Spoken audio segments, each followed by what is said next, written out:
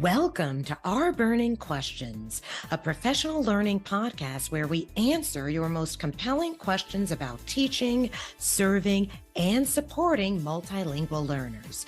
I'm your host, Jasmine Coaxum, and through our talks, I look forward to bringing the methods, philosophies, and stories behind teaching multilingual learners to light. Let's get into the show. Tatyana Kleyn is professor of bilingual education and TESOL at the City College of New York. She received an EDD from Teachers College, Columbia University in International Education Development with the focus in bilingual bicultural education. Tatyana is principal investigator for the City University of New York Initiative on Immigration and Education, otherwise known as CUNY IIE. She served as president of the New York State Association for Bilingual Education and was a Fulbright scholar in Oaxaca, Mexico. Tatyana has authored books and articles on immigration, translanguaging, and bilingual education. Her latest book is titled Living, Learning, and Languaging Across Borders: Students Between the U.S. and Mexico. Her students at the City College of New York have shown her that inequitable immigration policies have life-changing impacts on individuals and communities. She seeks to bring these injustices to light via multimodal public scholarship, including film, curricula, and articles in the media that move beyond the academy and into spaces that are accessible to pre-K through 12 educators, families, and policymakers. Now, Daniela Alulema is the project director for CUNY Initiative on Immigration and Education. She previously served as director of programs at the Center for Migration Studies for nearly 8 years, where she managed community-based research projects on the implementation of the Deferred Action for Childhood Arrivals, otherwise known as the DACA program, on statelessness in the United States and on the impact of deportation of U.S. families and communities. She has also authored reports on the impact of DACA and the critical role educators play in the lives of immigrant youth. Daniela received her Master's of Science degree in Urban Policy Analysis and Management at the New School and a bachelor's degree in accounting from Baruch College, CUNY. Originally from Quito, Ecuador, Daniela brings her journey as an undocumented immigrant, passion, and belief in human-centered policymaking and research into her work. It is a pleasure to have both of these accomplished women with us today to share how they're shedding light on issues in education and immigration. So today I'm so excited to have two really amazingly accomplished ladies in their fields with us today. So we are speaking to Tatyana Kleyn and Daniela Alulema. So welcome to RBERNing Questions. So now the audience has already heard like a pre-recorded bio for each of you ladies. So we're just going to kind of dive right in from there. I would like you to each tell us about your current role in education to start. So Tatyana, would you like to, Dr. Kleyn, would you like to go first, please? I would love to. And first, can I just say what a clever title you have for this podcast? So that wasn't my doing. That was whoever did it, and you're now a part of it, so you get to take credit. Oh, yay. But my current role, for a while now, I have been a professor of bilingual education and TESOL at the City College of New York. We're located up in Harlem. And the hat that I'm wearing today is that I'm principal investigator for CUNY IIE, which stands for the City University of New York Initiative on Immigration and Education. Okay, fantastic. Daniela? Yes, thank you so much for the invitation. And I'm the project director for the CUNY Initiative on Immigration and Education. And I'm very honored and blessed to be working with Tatyana along with other amazing team members. And basically, just to tell you a bit about CUNY IIE, we are an initiative funded by the New York State Education Department.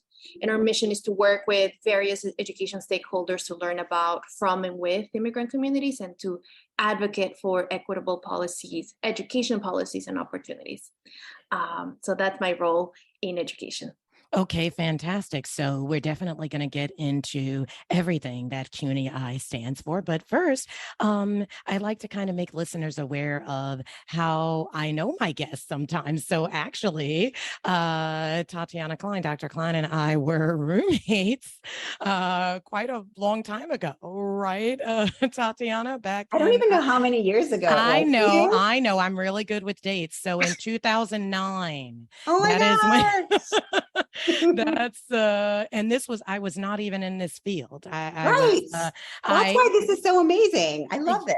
yes, I had dabbled in the field a bit, and I lived in Tokyo, Japan for like a year and a half, so up to 2008. So, but at the time that I actually met Tatyana via Craigslist, I was actually working in publishing at Essence Magazine at the time. So, and then I made a switch to kind of like go full time back into TESOL. So yeah, so that's the background story. Tatyana, would you like to add anything to that? That's the best story. Yeah. Tell me that's not the best story. No, I never would have imagined this, but I love this. And I'm so happy that you're all in the field of TESOL, and I'm excited to do this with you today.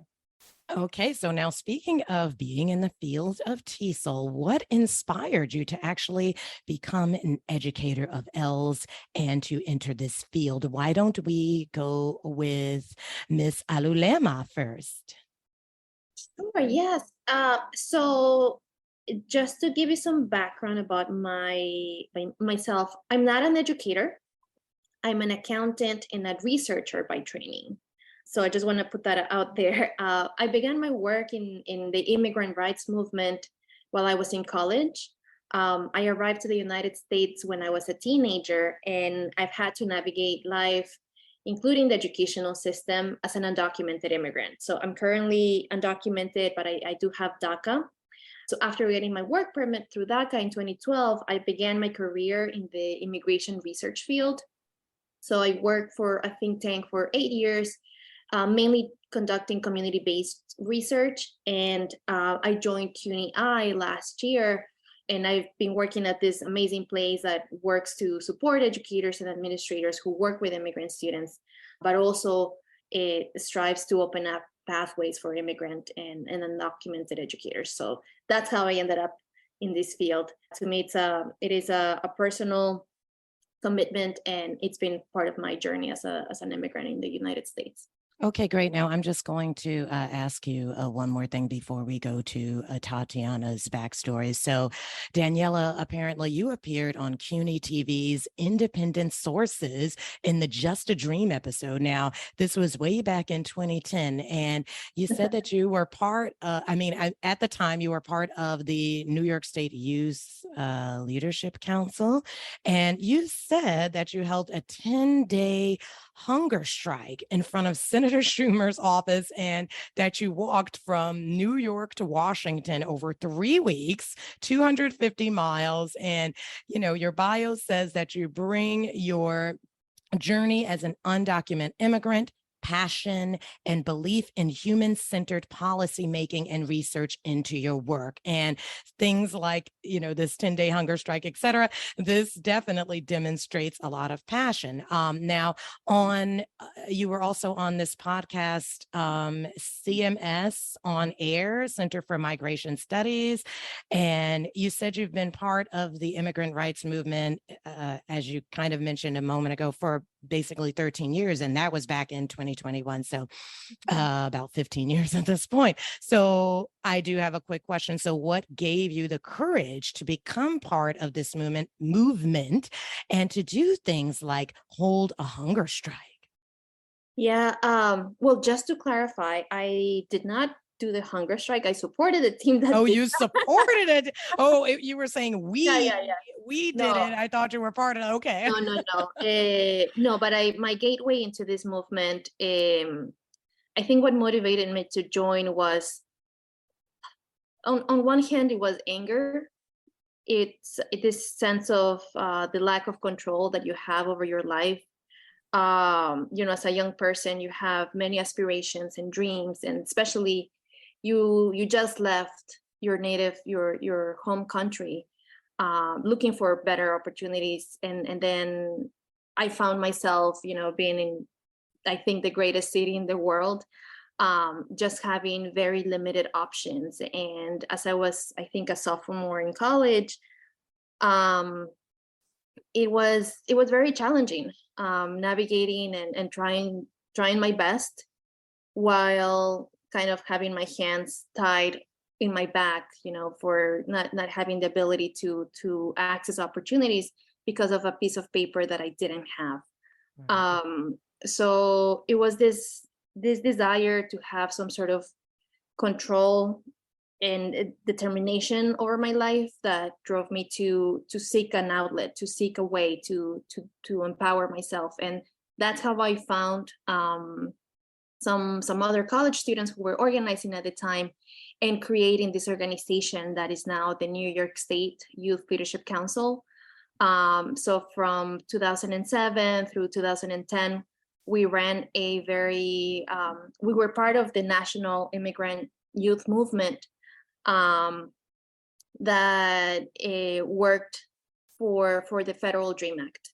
So there were many actions that we conducted, including the hunger strike in front of Senator Schumer's office, this walk as well from New York to Washington, civil disobedience actions in Washington, D.C., also legislative visits. So there was a wide array of actions and advocacy, which I think it empowered many of us to take ownership of our lives and our futures, and somehow I think it's been really beautiful to see how our journeys and careers have kind of evolved.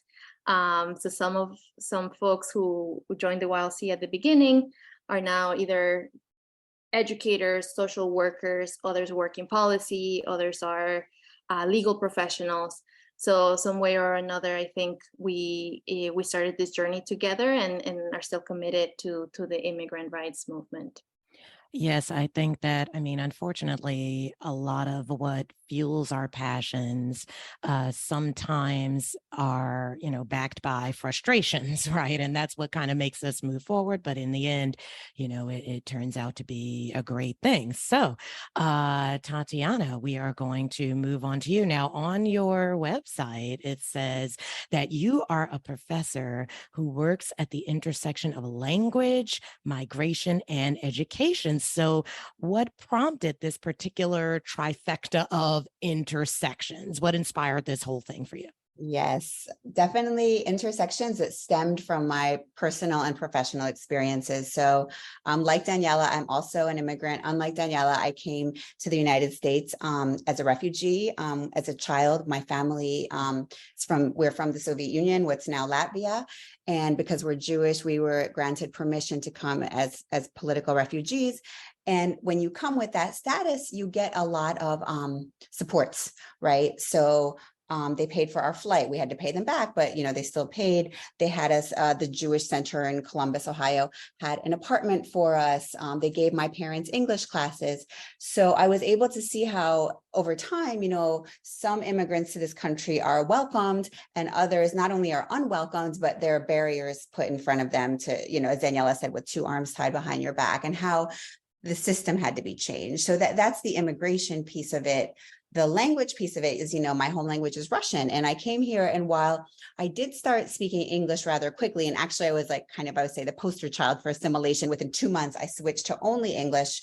I was like so embarrassed if my parents spoke Russian to me in public. But while I was speaking English fluently, my literacy was atrocious because I never had a foundation of learning to read and write in my home language. So I never really understood when I was reading what I was reading or what the purpose of reading was, that it was communication. So it was kind of like torture to me.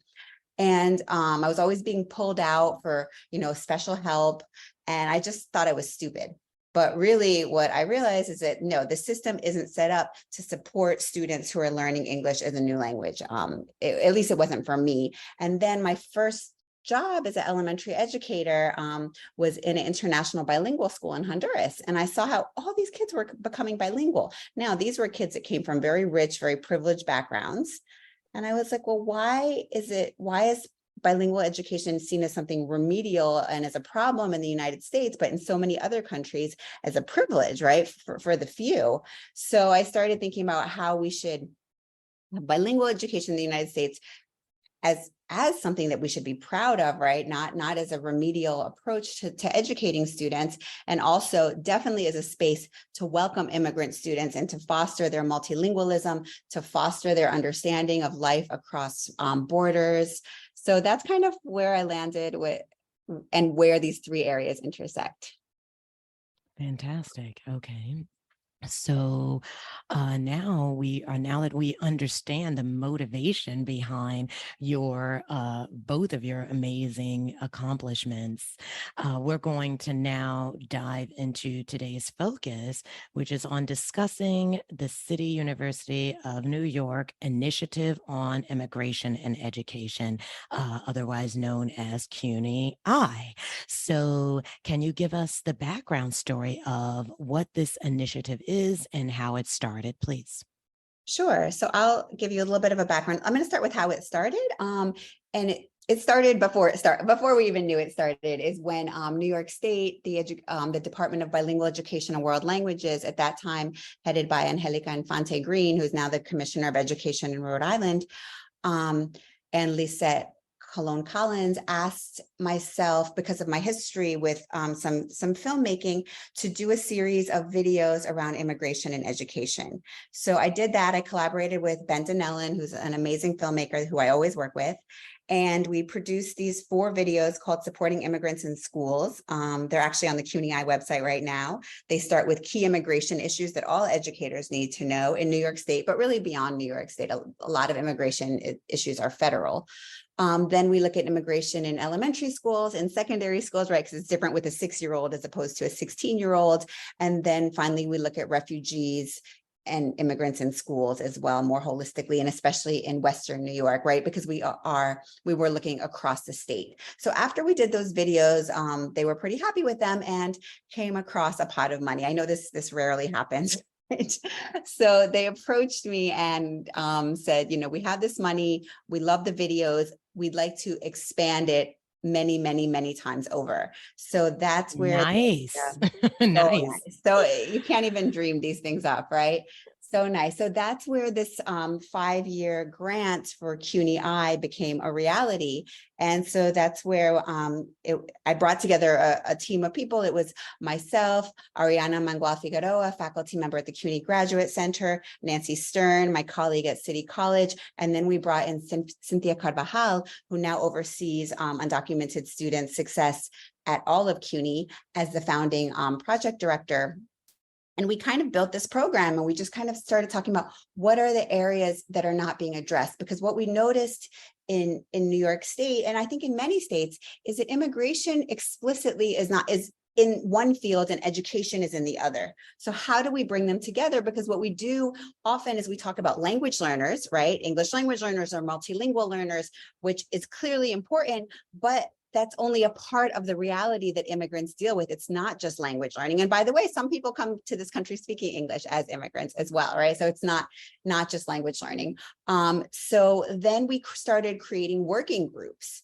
And I'll just give you an example of the working groups we have this year. So we have a group called UndocuEDU, which are directly impacted current and aspiring educators who are undocumented, looking at issues that they themselves have dealt with, trying to work through these systems that constantly are putting up barriers to become educators. So they create resources for and by undocumented educators.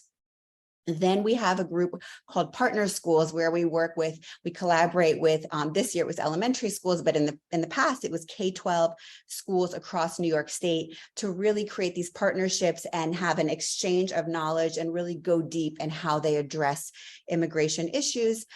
This year, the 3 schools we worked with are creating videos around school-wide projects. We also have done exchanges with focus groups and data surveys to really understand what's happening at the school level. Then we have a group called where we do CTLE classes for educators, because right now in New York State, educators do not learn explicitly about immigrants and immigration. So we've been offering free CTLE classes for educators across the state in K-12, pre-K to 12, I should say. Then we have a group called Immigrant Liaison, which collaborates with the New York State Youth Leadership Council that Daniela talked about. And they're a very powerful group that are directly impacted, that have been talking about and advocating for this position for a while. So we were able to fund them to create these immigrant liaison positions in schools that are similar to, I would say, a parent coordinator, a parent liaison that really looks at immigration policy, immigration supports, and brings them to the students and to their families and community. And finally, our last group, and we're really going to push big next year, it's our 5th year, is our policy group. So from our first 3 years in all these areas, we've learned a lot and we've seen a lot. And while CUNY IIE won't last forever, we know that what will continue, and this is something Elisa Alvarez, the Associate Commissioner of Bilingual Education and World Languages, has said to me, is that what will make the change continue from CUNY IIE is the policies, if we can impact policy change. So we know that's a really heavy lift, but we are going to work next year very hard on making policy, pushing for policy change at the school district, city, and state levels. And we might, dabble in federal as well, but that's the gist of it. I don't know if Daniela has anything to add. We're big, so we have a lot going on. So that's kind of where we are. I know you covered it really well, Tatyana, and the 3 pillars that kind of guide our work are learn, act, and advocate. And as Tatyana explained, we try to incorporate these 3 actions in each one of our working groups. And basically how we are able to carry out this mission, the mission that we have is we aim to develop resources, organize trainings, conduct independent research to open up pathways for immigrant and undocumented educators, and also support educators who work with immigrant students. So it's a very busy initiative for sure. Okay, so just to piggyback a little bit on what Tatyana said, policy, right? So policies, I feel, are kind of where it's at, right?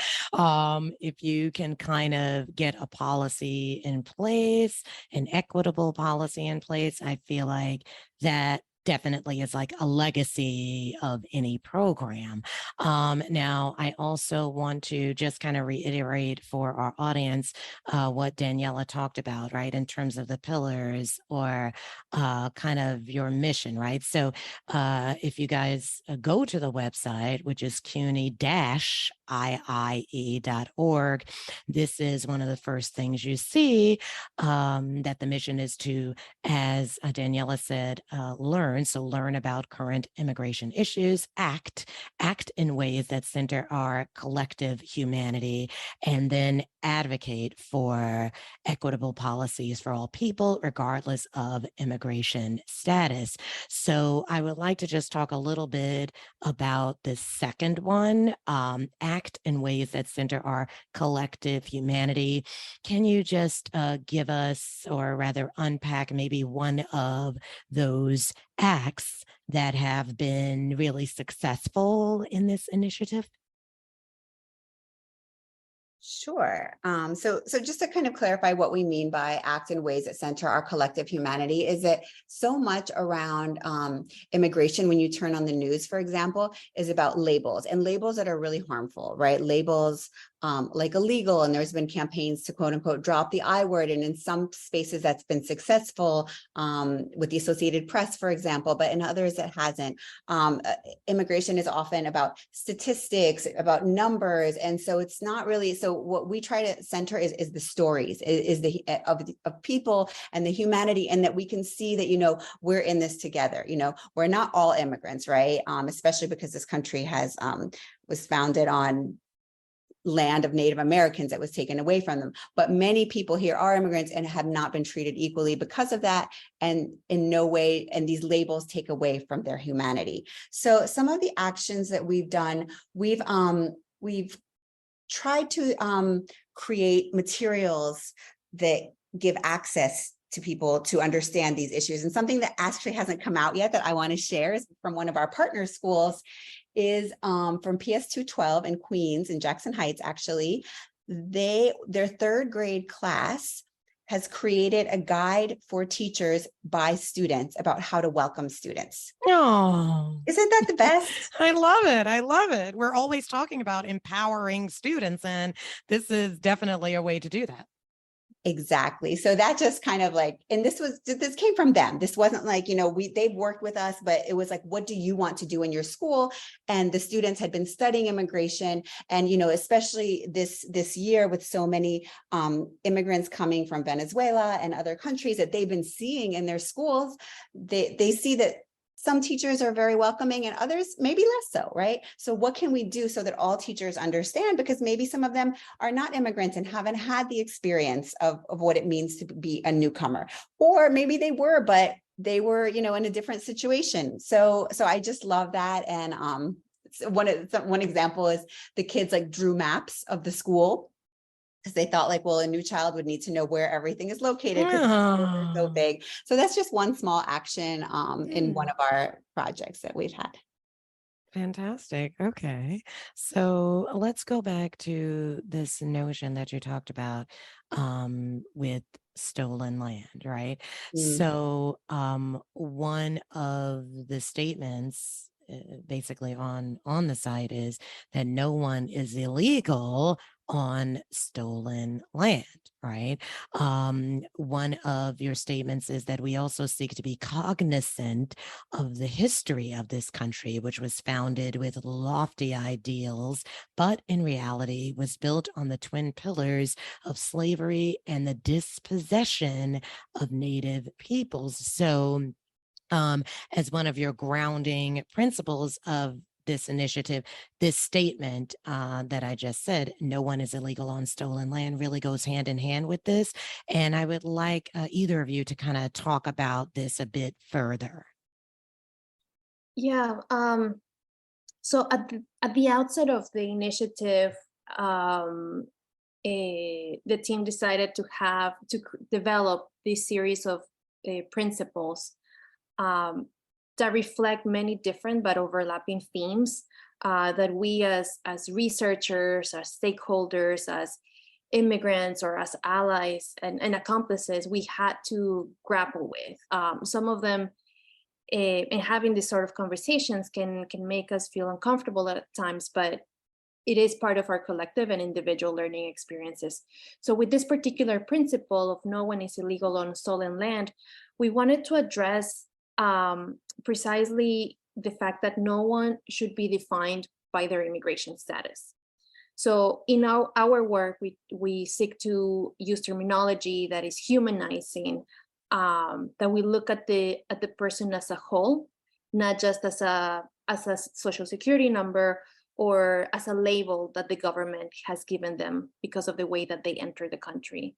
So for instance, as Tatyana mentioned, we're completely opposed to the term illegal immigrant. You know, that's a word that is hurtful, it's dehumanizing, and it also creates that connotation that someone's existence is illegal. And with this, with this principle, we also want to address the fact that the complexity of the history of colonization in the United States, the fact that we are presently living on land that was stolen from Native people. So it is definitely one of the key principles that guide our work. and that are in the forefront as we design and carry out projects or organize events or carry out any particular activity as part of our work.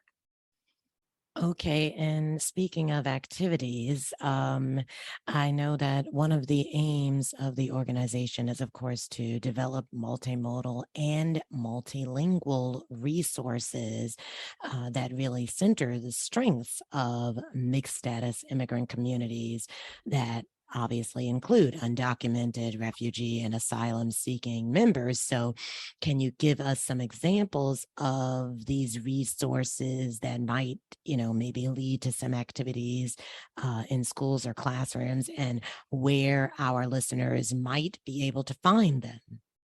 Sure, I'll start with a few and then Daniela. Basically, everything's on our website. So you already gave the link. I'll say it again, CUNY-IIE.org. One resource that we actually haven't really announced yet that I think is really a gem and very much needed right now is the FAQ. And I know that sounds like, oh, a FAQ, but there's so many questions people have, and these policies and programs keep changing, that we've created a really detailed FAQ that has different components for secondary educators, elementary educators, aspiring undocumented educators, community members, et cetera, and families. So we really hope, we've done a lot of deep digging, right, into these areas, into these questions that people have had. Brian Aguilar Avila from our team really did a deep dive.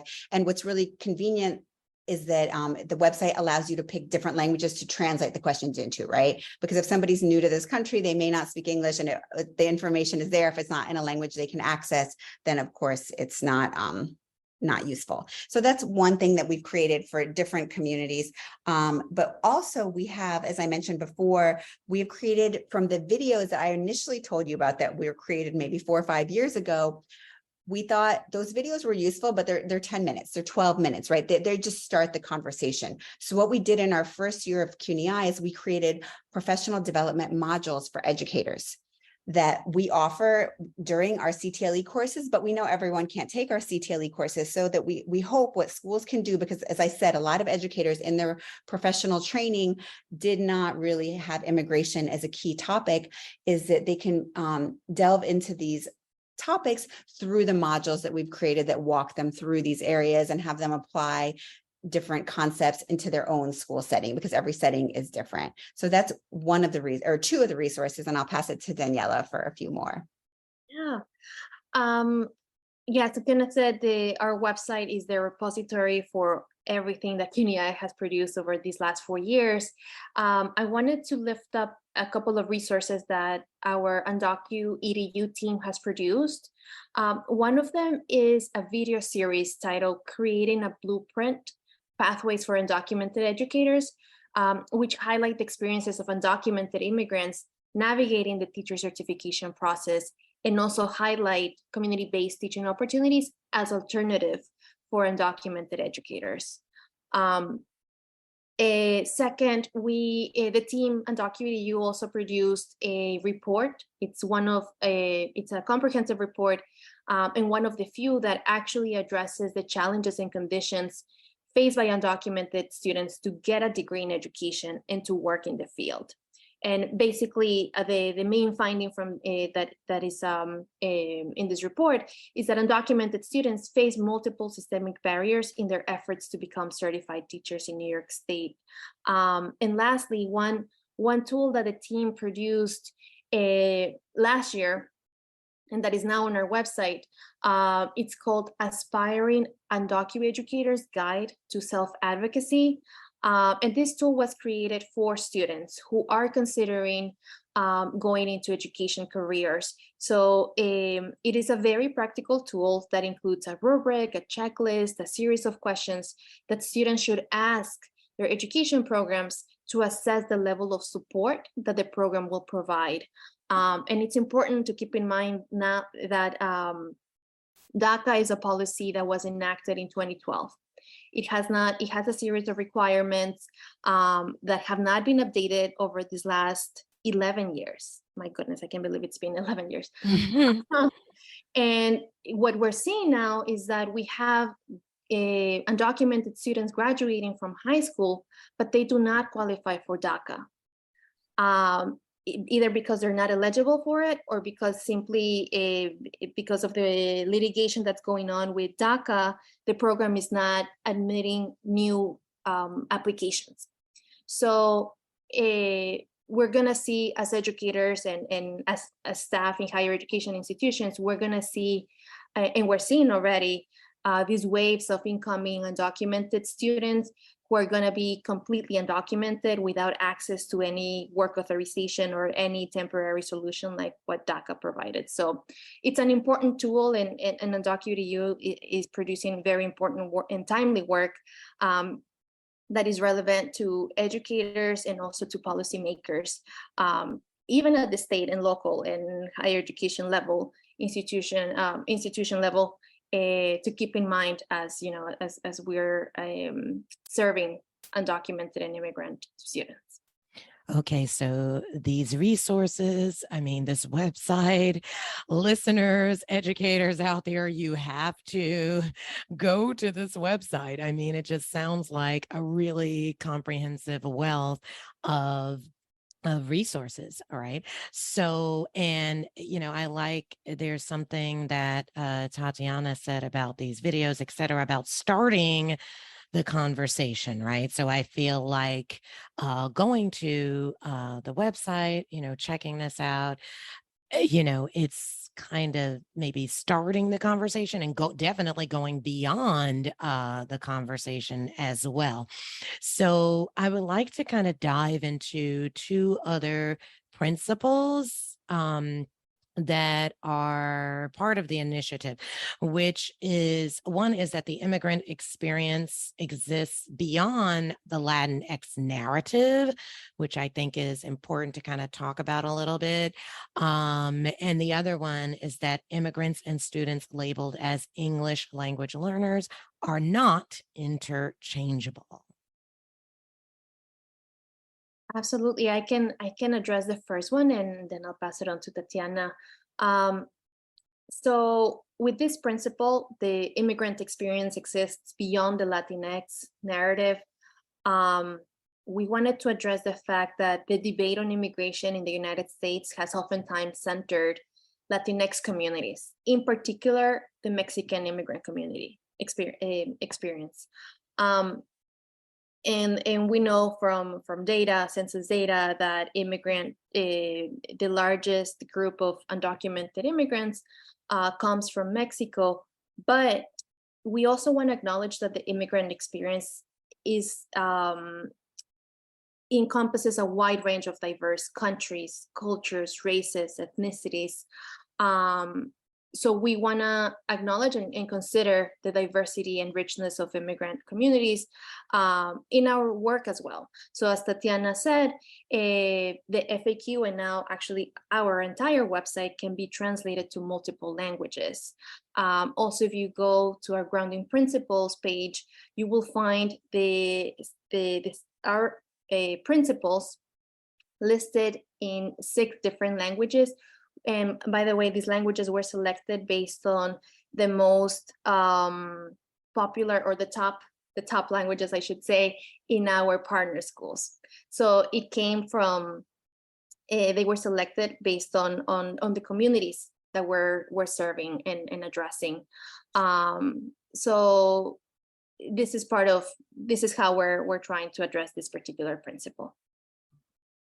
Great, and I'll just continue with the principle of immigrants and students labeled as English learners are not interchangeable. And we name that as a principle because we see those two words being used interchangeably. And while sometimes a student is both an immigrant and classified as an English language learner, that's not always the case. We know in the New York City Department of Education, for example, that half of the students that are with the ELL label are actually US born, right? US citizens and not immigrants. However, they are of immigrant origin, many times, almost always. Their families, their parents came from another country and speak another language at home, but they themselves are not immigrant students. So, and then we have immigrants who come from countries where English is spoken, so they don't need services for English language learners, or they come from places where they had access to bilingual education, right? And so it really, while they sometimes overlap, they don't always overlap, and we wanted to make a point of that. Right. And I think it's really an important distinction, definitely. So we're winding down here. We're winding up, winding down. Okay. So I really thought that there's an idea that I saw on the side of moving from actor to ally to accomplice, right? So, and in this section, it was mentioned the ideas captured on this website, very much a work in progress, okay, have been developed to support white people to act for racial justice. It draws from ideas and resources developed mostly by Black, Brown, and people of color, and has been edited by Black, Brown, and people of color, who were the only people involved in this project paid for their time. Now, I'm highlighting this because I love this, and I think it's so important for the people who are most impacted by certain initiatives and policies to have a voice in, of course, the evolution of those policies into a more equitable situation. So, this is all under the section where you talk about moving from actor to ally to accomplice. So, how can, what does this mean, and what can educators do to achieve this type of movement? Right. So just to clarify, the website that you talked about is something we link to, right? Right. That's Our right. Yes. description. So Yes. that was not our work, so we don't want to take credit for that. Okay. It Right, links to it. Yes. Okay. yes. Because what we've noticed when we talk about our different guiding principles is some people connect with some principles more than others. And when we ask about which principle is kind of the hardest one, or the one that you want to unpack the most, it is precisely the one about moving beyond allyship to working as accomplices, right? And so that's what we try to do. But that's not to say we don't work in allyship as well, right? Allyship is working side by side. It's a lot about supporting people, right? But accomplices is really working to change the system. So it's not just like, oh, let me help you with your day-to-day things, but how do we change the system so that you're no longer in this position anymore? And being an accomplice means stepping back and letting the people that are directly impacted take the lead and supporting them. So this is maybe a little bit of an extreme example, but something under the Trump administration, there was a lot of fear happening on our campus at City College, right? Around, is ICE going to come to campus? Are they going to, what if they look for certain students? What are the faculty going to do? The faculty who are US citizens, who have a status, right? And it was like, will you be willing to put yourself in between the student and ICE if they come to campus, right? So that's a more extreme example, but really like saying that I have these privileges and I will, how do I use them to support people, but let them take the lead as well. So I think there's many ways that we can do that. I think some of our policy work and how you advocate for policy is another way to do that, to really try to change the system. Whereas again, allyship is still working in partnership and trying to support people, but it doesn't look at the larger structures that are rooted in white supremacy and colonialism and all these other histories and realities of this country. Okay, so as we wrap up, I want to bring attention to, I think this is your latest book that came out maybe in March of last year, Living, Learning, and Languaging Across Borders, Students Between the U.S. and Mexico. And I know that in the first part of the book, you kind of explain 3 types of return migration. You go into the difference between deportation, coercion, and refusal, free will. You just kind of talk about these three categories. And I know that in the second part of the book, you really talk about more about students and how this kind of impacts them, correct? So this whole thing is kind of bringing me to asking about where people can find out, more information about, both of the work that you're continuing to do, how they can follow you, and, whether you have some kind of upcoming projects as well. Great.